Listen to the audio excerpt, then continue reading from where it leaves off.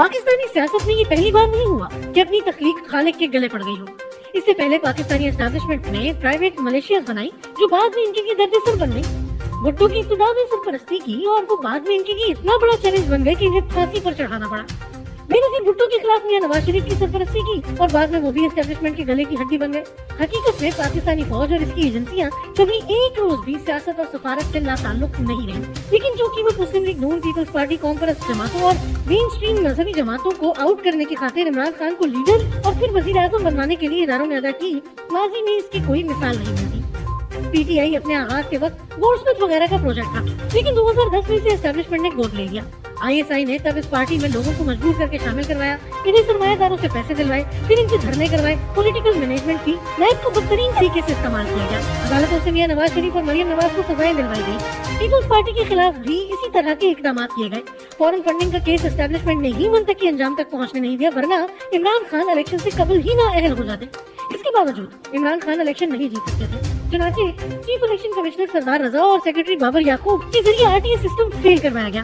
پھر باوردی سپاہیوں سے پولنگ ایجنٹس کو باہر نکلوا کر ان سے پی ٹی آئی کے حق میں مہریں لگوائی گئی. چنانچہ عمران خان کو اسٹیبلشمنٹ نے باقاعدہ منصوبہ بندی کے تحت وزیر اعظم بنوایا, اور یہ تاریخ میں پہلی مرتبہ ہوا کہ اس وقت کے D G I S P R نے ان کے حق میں نہ صرف وتعز من تشاء وتذل من تشاء کا ٹویٹ کیا, بلکہ میڈیا کو ہدایت کی کہ وہ 6 ماہ تک عمران خان حکومت کے خلاف کوئی منفی خبر شائع یا نشر نہ کریں. میں نے ہر لیول پہ اینکر سے, مالکان سے, سب سے انگیج کیا.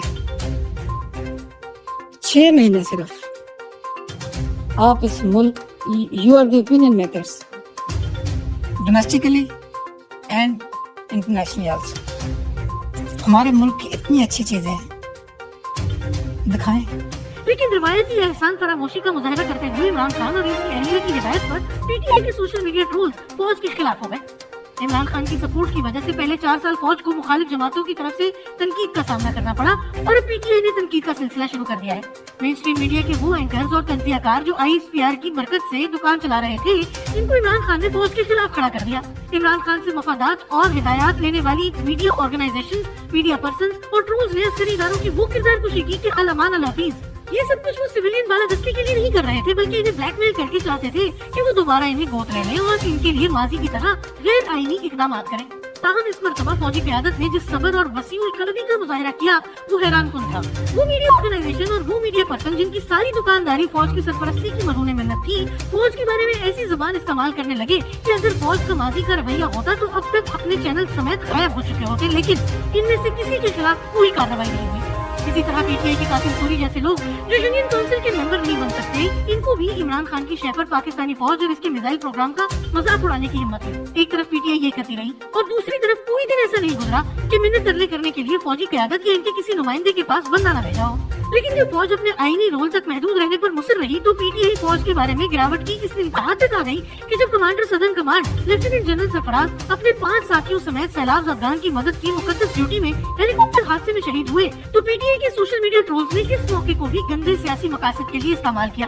انتہائی لفظ اور من گھڑت تھیوری نکالی اور شہداء تک کے بارے میں ایسی زبان استعمال کی کہ اس سے نہ صرف شہداء کے ورثاء کی فیملیز بالخصوص اور پوری فوج کی بالعموم شدید دلآزاری ہوئی. یہی وجہ تھی کہ جب صدر عارف علوی نے جنازے میں شرکت کی خواہش ظاہر کی تو انہیں شہداء کے لواحقین کے غم و غصے کے پیش نظر آنے سے منع کر دیا گیا, جبکہ دوسری طرف وزیر اعظم شہباز شریف اور کئی وزراء جنازے میں شریک ہوئے. پی ٹی آئی نے اب ملک کی سلامتی کے لیے نیا کھلواڑ شروع کر دیا ہے اور سوشل میڈیا پر یہ بات پھیلانے لگ گئی ہے کہ ایمن الظواہری کو جس ڈرون نے کابل میں نشانہ بنایا وہ پاکستان کی زمینی حدود سے گیا تھا. حالانکہ خود افغان طالبان نے ایسا کوئی الزام نہیں لگایا. غالب امکان یہ ہے کہ وہ ڈرون کرغزستان سے اڑ کر آیا تھا. اب جہاں تک ہوائی کوریڈور یا پھر سرویلنس والے ڈرونز کے پاکستانی سرزمین سے گزرنے کا معاملہ ہے تو پی ٹی آئی کے یہ احمق یہ حقیقت بھول جاتے ہیں کہ امریکہ اقوام متحدہ کی سلامتی کونسل کی جس قرارداد کے تحت افغانستان میں آیا تھا وہ اپنی جگہ پر موجود ہے, اور اس قرارداد کی روح سے ہر ملک افغانستان کے معاملے میں امریکہ کے ساتھ تعاون کا پابند ہے. یہ کوریڈور جنرل پرویز مشرف کے دور میں امریکہ کو دیا گیا تھا. عمران خان کی پوری حکومت میں بھی امریکیوں کو یہ سہولت حاصل تھی, اور ان کی حکومت میں بھی امریکہ افغانستان تک جانے کے لیے یا پھر سرویلنس کے لیے ڈرون لے جانے کی سہولت سے استفادہ کر رہا تھا. لیکن پوری حکومت میں عمران خان نے اس کو روکا اور نشیری مزاری جیسے لوگ اس کے خلاف بولے.